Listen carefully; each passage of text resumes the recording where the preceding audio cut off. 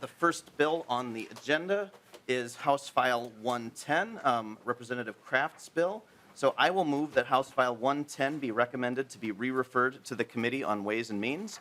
Welcome to the committee, Representative Kraft. It's an honor to be hosting your first bill committee hearing. Thank you. I expect 2 million views on TikTok as a result of this hearing. Representative Torkelson, you have a question. Oh, thank you, Mr. Chair. Just first wondering on what the plan is for today. What's going to happen to these bills? Yes, well, I've already motioned for House File 110 to be re-referred to the Committee on Ways and Means. The motion on House File 28 will be to re-refer it to the Public Safety and Finance Committee. Does that answer your question?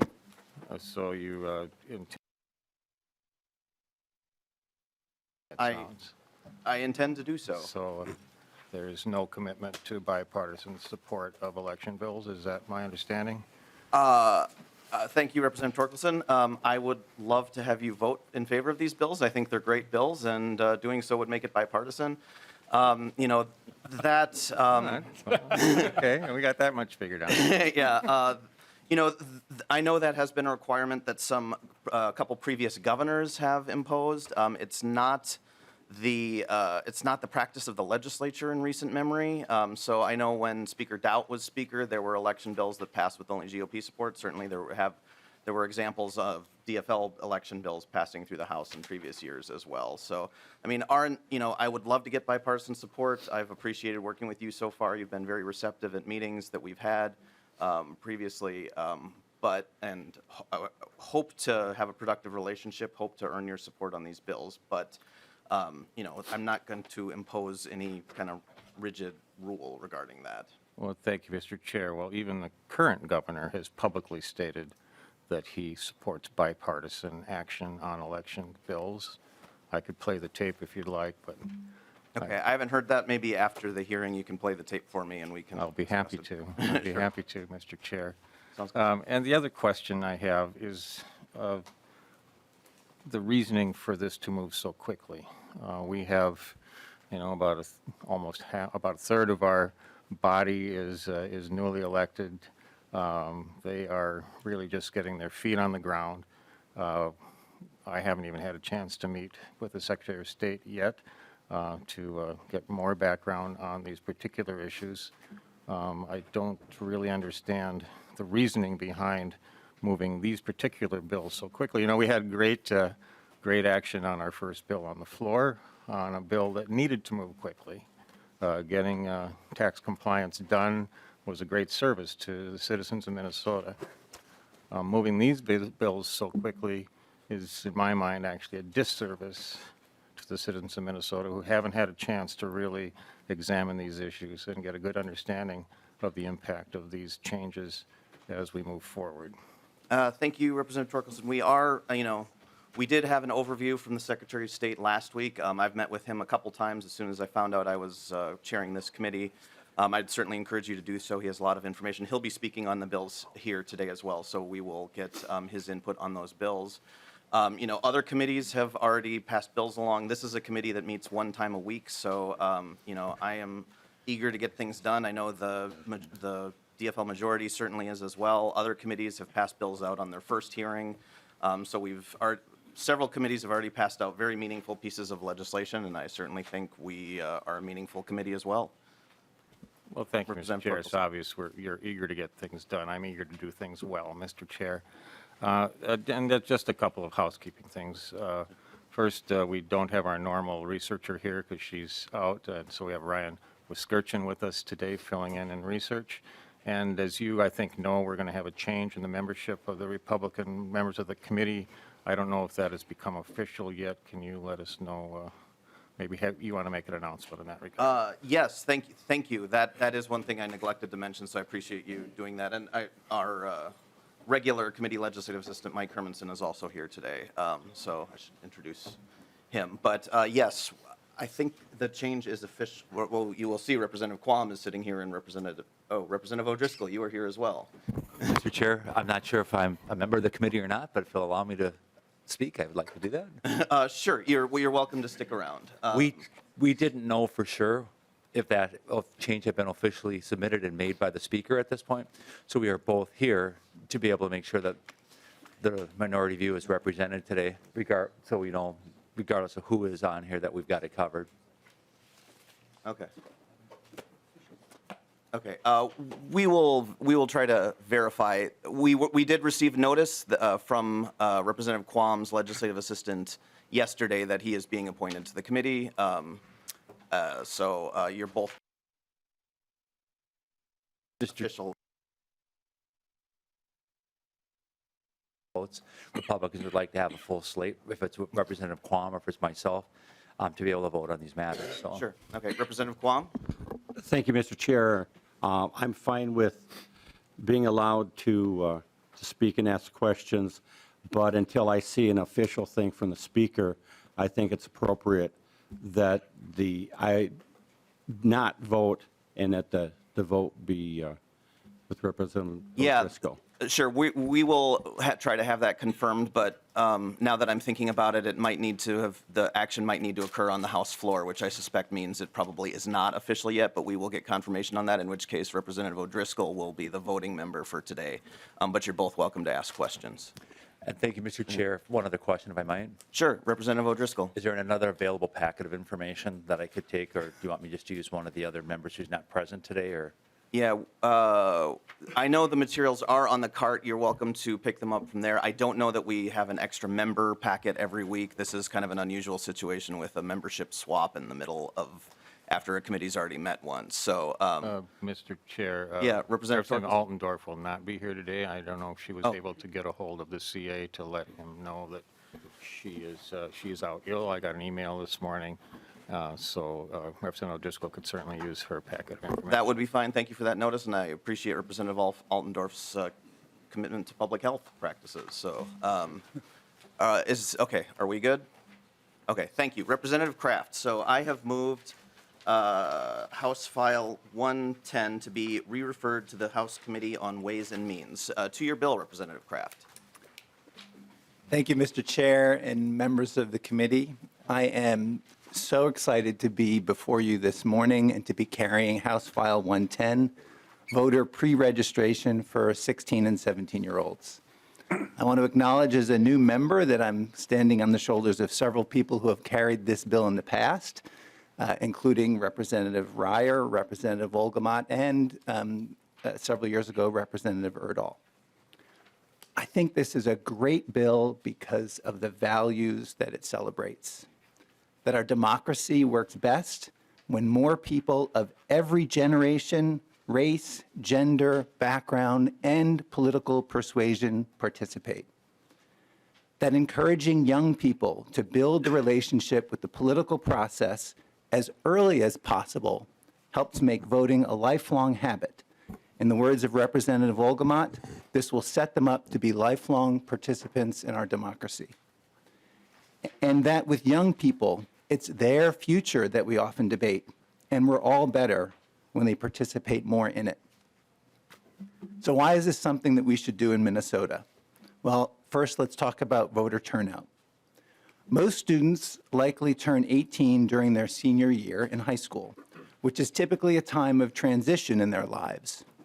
Intuitively, it should be easier to establish a new habit, meaning voting, if youth are thinking of themselves as voters before this time of transition. The data actually proves this. There are studies that have shown that there is an increase in voter turnout in the 18 to 29 age bracket as a result of youth pre-registration. And that increase ranges from 2 to 9%, depending on the studies that you look at. And in Minnesota, while we do a great job on voter turnout, young people is an area where we can improve. So specifically, if you look back to the past two midterm and the presidential election, in the 2018 election, according to Minnesota Compass, there was 45% turnout in the 18 to 34 age group, 66% for ages 35 to 64, and 79% for those over 65. So that's a 19 to 34% turnout gap from young people to those older age groups.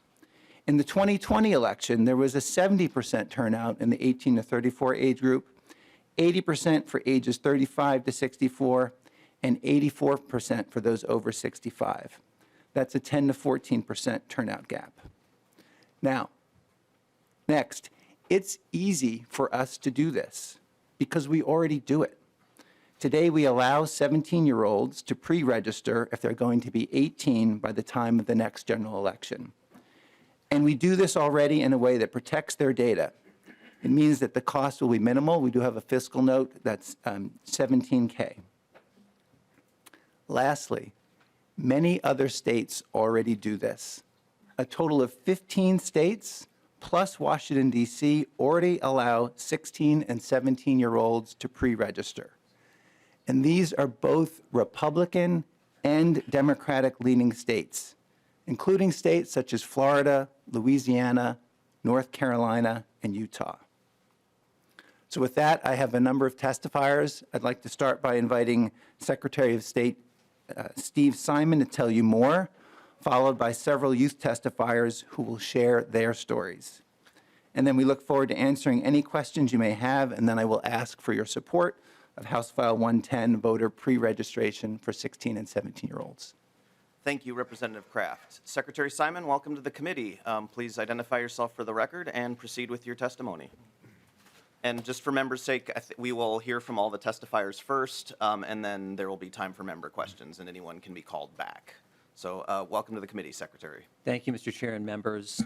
Thank you, Representative Kraft. Steve Simon, Minnesota Secretary of State. It's an honor to be with you today. This is an idea that's been kicking around for a long time in the legislature. It's long overdue. It's broadly bipartisan. As you heard, its longtime previous author was Representative Erdahl. I had the privilege to work closely with him on this legislation. I think so much of what Representative Kraft said was spot on, and I'll just be supplying one or two exclamation points. This is broadly bipartisan, not only in the legislature, but has been broadly bipartisan in the country as well. Several other states have implemented this. And as Representative Kraft said, this really is about getting good habits started early. There's no question about it that when young people think of themselves as voters, even before they are officially voters, they are much more likely to vote that first time that they're eligible to vote at 18, 19, 20, and so forth. And if they do that, if they vote in that first election in which they're eligible, no matter what that age is for them, they are much more likely to make that a lifelong habit. As Representative Kraft mentioned, there are actual studies out there showing that this legislation really moves the needle. This is not theoretical. This is not happy talk. This is not symbolism.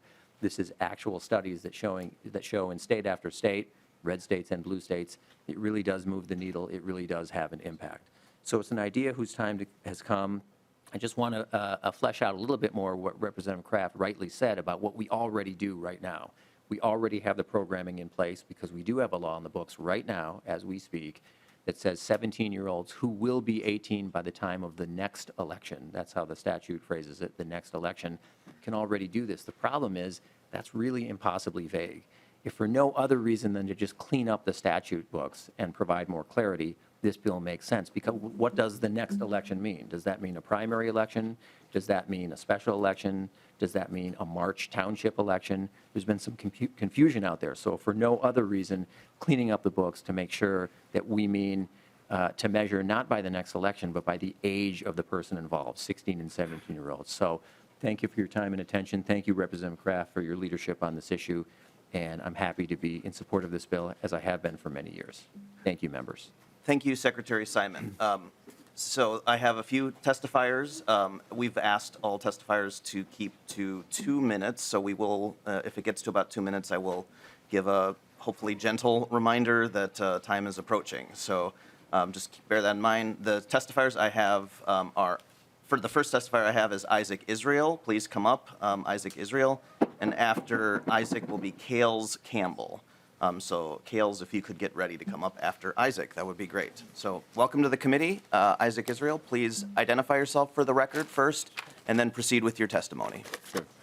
Thank you, Mr. Chair and members of the committee. My name is Isaac Israel. I am a 17-year-old senior at St. Louis Park High School.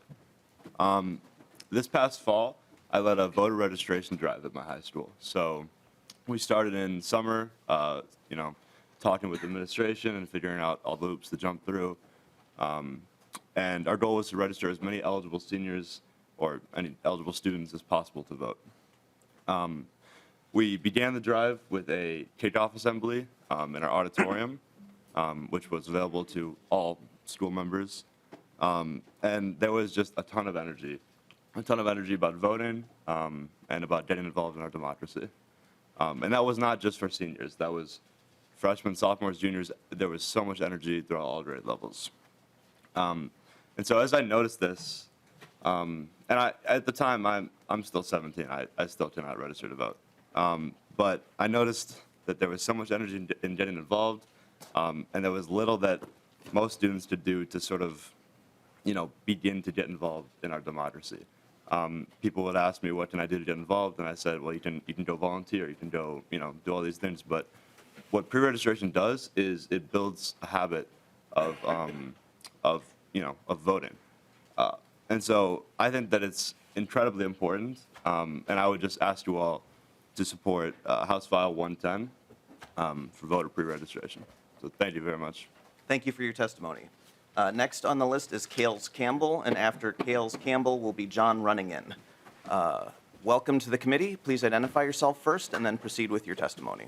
Thank you, Mr. Chair and members of the committee. I'm Kales Campbell, and it is my distinct honor to be here to offer testimony in favor of House File 110, which proposes to grant 16 and 17-year-olds the ability to pre-register to vote. As a young individual, I'm cognizant of the significance of being engaged in the democratic process and having a voice in the decisions that shape our collective future. Throughout my involvement in various campaigns and grassroots movements, I have sought to mobilize and encourage individuals both within my community and on my college campus at Concordia University to assert the right to vote. In my estimation, by extending the opportunity for pre-registration to 16 and 17-year-olds, we can empower the next generation to partake in the shaping of our nation's future. By the time these individuals turn 18, they'll already be registered voters and will possess a more robust understanding of the voting process, leading to a more knowledgeable and informed electorate. Allow me to highlight 3 key points. The earlier an individual is exposed to the concept of voting and participating in elections, the more likely they are to continue to do so throughout their life, resulting in a lifelong participation in our democracy. Allowing 16 and 17-year-olds to pre-register also increases youth voter turnout on Election Day, leading to a more representative electorate. Several states such as California, Oregon, and Vermont have adopted legislation that permits pre-registration upon reaching the age of 18. The adoption of House File 110 aligns our state with these progressive measures and represents a pragmatic solution that can be easily integrated into our current processes. It is incumbent upon us as a society to invest in our youth and provide them the means to make their voices heard through pre-registration. Encouraging young people to start thinking about voting before they reach the age of 18 equips them with the knowledge and understanding required to make informed decisions at the ballot box. I implore the committee to give favorable consideration to House File 110 and afford the youth of our state the ability to pre-register to vote. The ability to pre-register is not only a right, but also a responsibility. It is a way of investing in the future of our democracy by empowering the next generation of citizens with the knowledge and skills they need to participate in the political process. By granting 16 and 17-year-olds the ability to pre-register, Wrap up your testimony, if you could. okay, we can increase civic engagement and voter participation among young people and ensure that their voices are heard in the decisions that shape our shared future. The time to act is now. Let's give young people the opportunity to shape the future they will inherit. Let's pass House File 110 and make Minnesota a leader in youth civic engagement. Thank you. Thank you for your testimony. The next testifier is John Runningen. Please come to the testifying table, and after John Runningen will be Dan Thomas Cummins. Welcome to the committee. Please identify yourself and proceed with your testimony. Thank you, Mr. Chair and members of the committee. My name is John Runningen. I am president of Lead Men. Lead Men is College Students Connected for Change. Lead Men represents 100,000 community and technical college students throughout Minnesota. I am here to speak in favor of House File 110 because I believe it will help young people register to vote. Over the last several years, Lead Men has registered over 10,000 students to vote as part of a program to grow voters in Minnesota. Lead Men seeks to make voting a habit in young people through a long-term approach in providing civic education, creating civic agency, and tearing down institutional barriers that prevent students from voting. This legislation will tear down one of the barriers that we see voter registration process for first-time voters. Former Justice Sandra Day O'Connor said, "Knowledge about the ideas embodied in the Constitution and in the ways in which it shapes our lives is not passed down from generation to generation through the gene pool. It must be learned anew each generation." Allowing for pre-registration creates an opportunity for high schools to teach students to be engaged citizens. As a student at Kennedy Secondary School in Fergus Falls, Minnesota, I learned the ABCs of democracy. Like many of my classmates, I checked out sometimes. The content did not feel relevant to me. I didn't really care about who was running or what major topics were being brought up to be voted on, because I had to wait until I was 18 to really feel like I was an adequate member of our democracy. It wasn't until I was 18 that I was understanding how the system works and just how important all of our involvement was. At that point in my life, I didn't have teachers there to help me out, and like many others, had to learn on my own. I believe that allowing 16 and 17-year-olds the opportunity to register to vote helps by providing an on-ramp for our students to become engaged citizens. They will also have the opportunity to have the support of their teachers to help them understand what it means to be civically engaged. Finally, this will give the students a chance to experience what they are learning in the classroom instead of waiting for the opportunity to apply it after they have left. We all know that democracy is not a spectator sport. Please wrap up your testimony. Absolutely. And this legislation will help actively engage more young people in our democracy, and that is something we can all get behind. Thank you for your testimony. The next testifier is Dan Thomas Cummins, and after Dan Thomas Cummins will be Dane Smith. Welcome to the committee. Please identify yourself and proceed with your testimony. Thank you, Mr. Chair and members.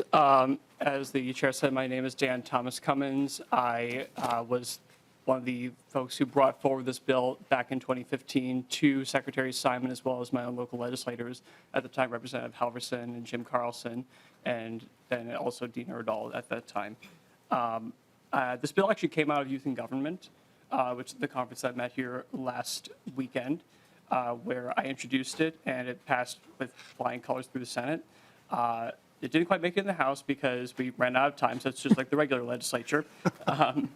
The biggest point, though, is that I want to underline a few pieces that were previously said, which was that it is a broadly bipartisan proposal. In plenty of states, it has been passed with overwhelming majorities in both houses of the legislature. In Florida, it passed the House unanimously with only 2 votes in opposition in the Senate.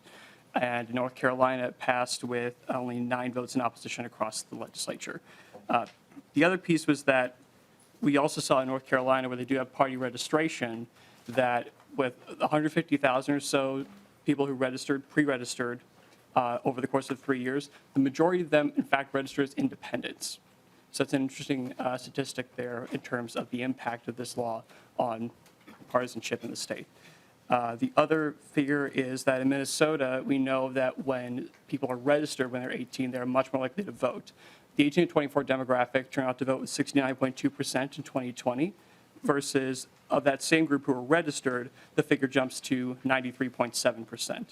So if we're interested in seeing more youth voter turnout in the state, this is an easy proposal that makes a ton of sense. It's a very easy change, and it helps clear up all the other confusion that has been noted by the Secretary of State and other activists here. So thank you for your time, and I appreciate the opportunity to testify. And I hope you'll support the bill. Thank you. Thank you for your testimony. The final testifier is Dane Smith. Welcome to the committee. Please identify yourself and proceed with your testimony. Thank you, Mr. Chairman, members of the committee. My name is Dane Smith. I'm here today representing Clean Elections Minnesota. It's a nonpartisan, nonprofit organization. Our mission is to ensure maximum voter participation, and we also support reforms that reduce the influence of wealthy donors and special interests in our political process. We also strongly urge your support of HF 110. We currently allow 16-year-olds to get behind the wheel of a car, work full-time, register as organ donors, and donate blood. They certainly are old enough to ready themselves for participating in our system of self-government. Many people across the political spectrum in recent years have lamented the decline of civics education in our schools. And we think that this is one step that would accelerate learning and civic involvement among the young people who will soon be part of our electorate. As As has been stated before, many states have already enacted this legislation. We know of no significant problems involving fraud or abuse. A fiscal note shows that it's a minimal cost. And if any time, as Secretary Simon pointed out, the additional time to screen and filter this information should make it easier for counties to complete registration before the age of eligibility. Thank you. Thank you for your testimony, Dean Smith. Those are all the testifiers who have signed up, so we will turn now, and before we proceed, we did get confirmation, Representative Quam, you are officially not yet on the committee, so you're not able to vote, but you're welcome to ask questions. And it looks like you have one, so we'll turn to member discussion next, and Representative Quam. Thank you, Mr. Chair. A couple of things, as was hinted at, more time for verification. So can we get confirmation that these registrations will be run through the normal HAVA requirements and the verification with the Social Security Administration website? Representative Kraft, are you able, would you like to take that, or I can also ask our House research staff if you prefer? Chair Freiberg, Representative Quam, thanks for the question. If you'd like to take that, I can also ask the Secretary of State to come up and respond to that. Sure, that's probably a better idea than House research. So, Or someone from his staff. okay, we have a staff person. Yeah. So welcome to the committee. Please identify yourself for the record and respond to the question. Thank you, Chair and members. My name is Nicole Freeman, Government Relations Director, Office of Secretary of State. Just wanted to note that I have full confidence in Matt Gearing. He was We all do. Jokes aside, yes, those any pre-registrations similar to what happens today with 17-year-olds who pre-register, as they are becoming live records, they will go through the normal verification processes through DVS verification or Social Security verification. They'll get their postal verification card mailed out to them. All those normal processes will happen as they become registered voters. Representative Quam, any follow-up?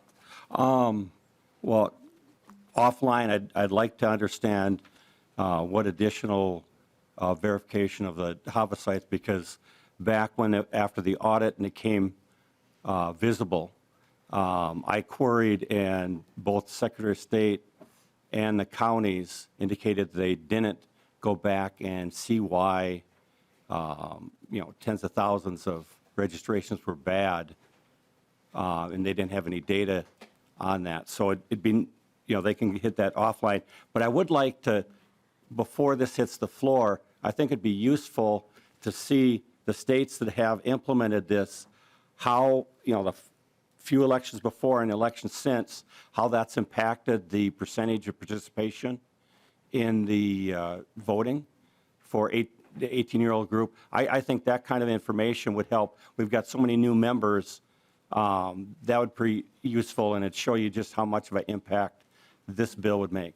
Sure. I'm sure Representative Kraft can get that information for you before it hits the floor. Representative Stevenson. Thank you, Mr. Chair. And I have some questions that are probably also best suited for the Secretary of State's office. Excuse me, related to Section 5 of the bill, which has to do with the public information list. So in Section 5, I see it says that data on applicants submitted pursuant to the section are not on the public information list until the voter is registered or has voting history. And I'm interested in this because that list is how campaigns, but also other groups, know who they should be talking to, who will be voting in the upcoming election, who's eligible to be voting. And it might be a campaign saying, we want to communicate to you about our message. It might be a public interest group saying, we want to help you get to the polls, things of that nature. And if I'm reading this correctly, it says for people who are pre-registered, they're not going to appear on this list basically until they turn 18 or actually vote.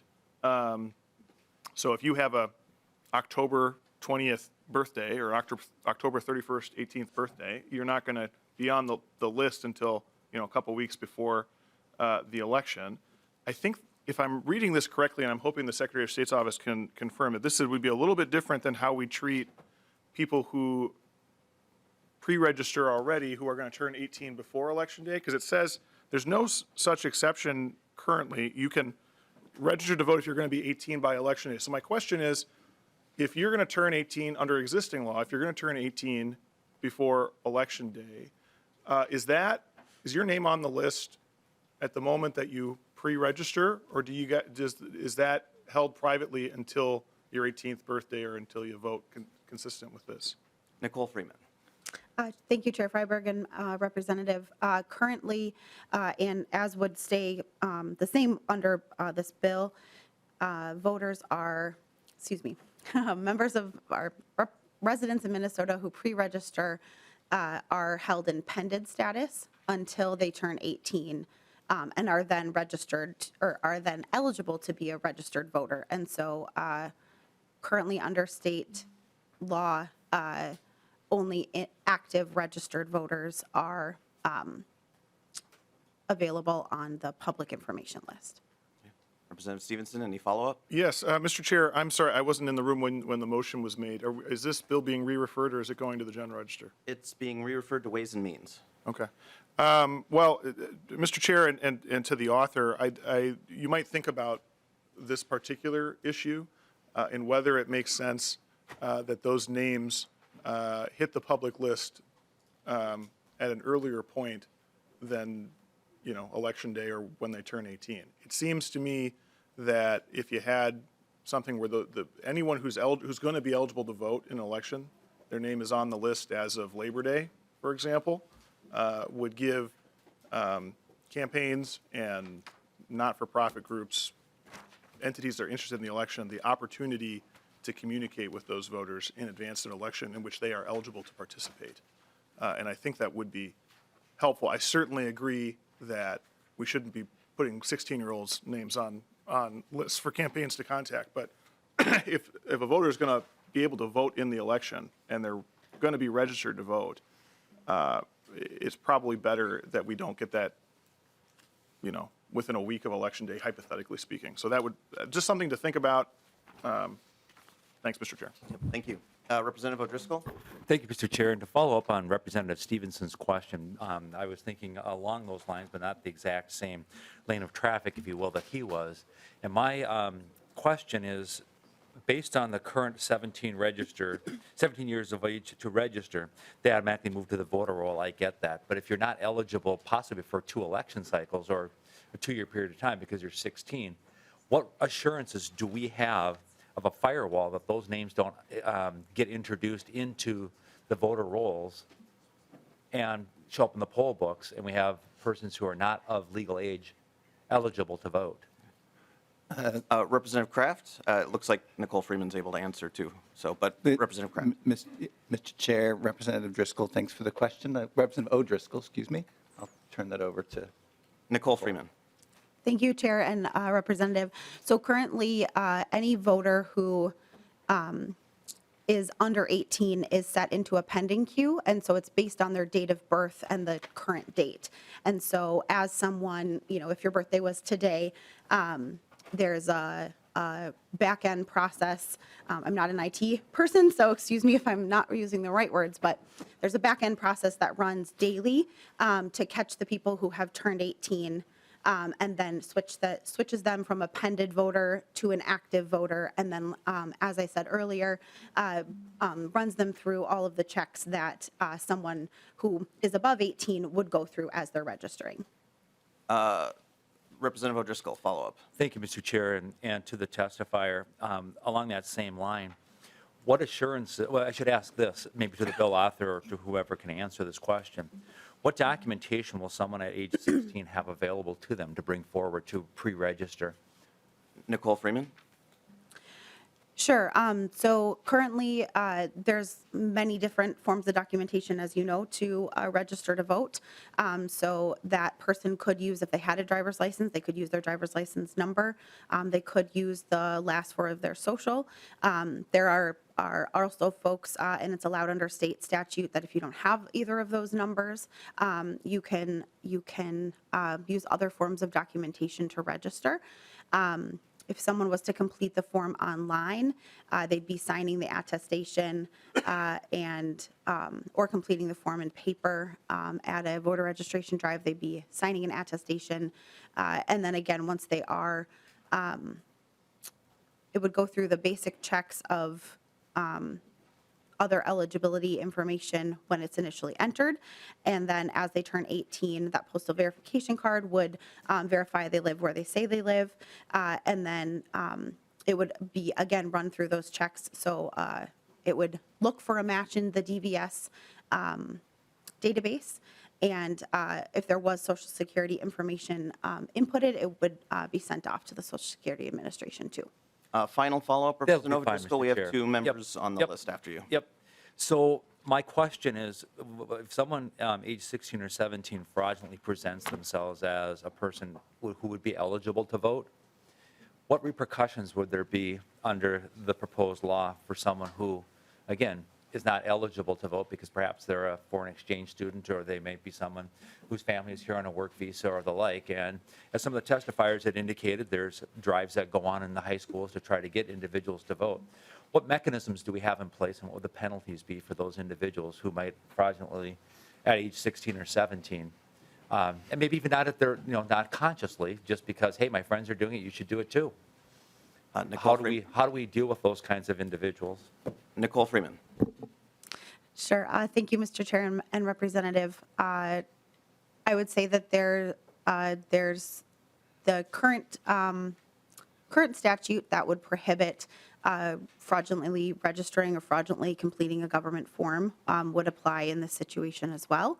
And then additionally, these folks are pended. They are not on a registered voter list.